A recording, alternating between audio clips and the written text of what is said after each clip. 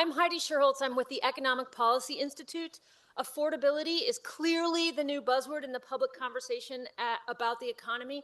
As buzzwords go, it's not terrible. It actually gets at something important about what the economy is delivering for working people. The problem is that pundits are talking about affordability almost entirely in terms of prices, as if the only way to make life more affordable is to make things cheaper. But affordability depends on both prices and pay.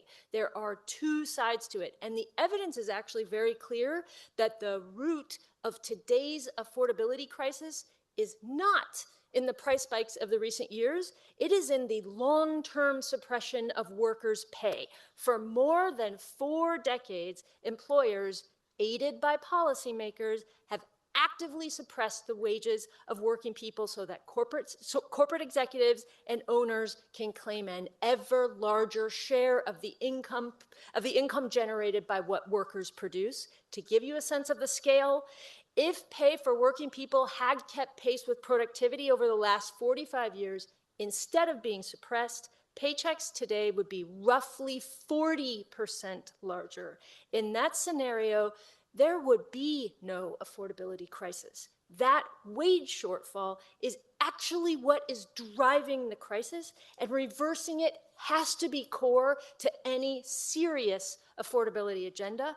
No policy can fix no one policy can fix the wage shortfall. If I had to pick one, Michael, I know I have to pick one, I would start with the most effective way to raise wages, which is getting workers into unions. How do you do that? The PRO Act would be great. This president is never going to sign that into law. There is a bill with bipartisan support that could get us part of the way there, the Faster Labor Contracts Act. The problem it solves is a big one.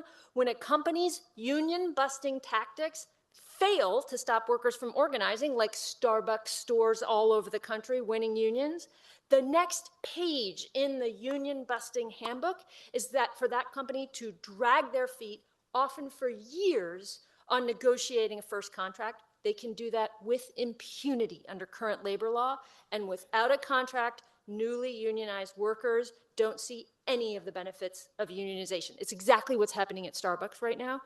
The bill gets first contracts for new unions by stopping companies from slow rolling negotiations, which it does by moving stalled negotiations to mediation and, if needed, to binding arbitration.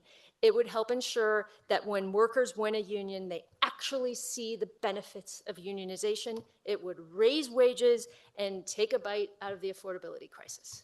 Thank you.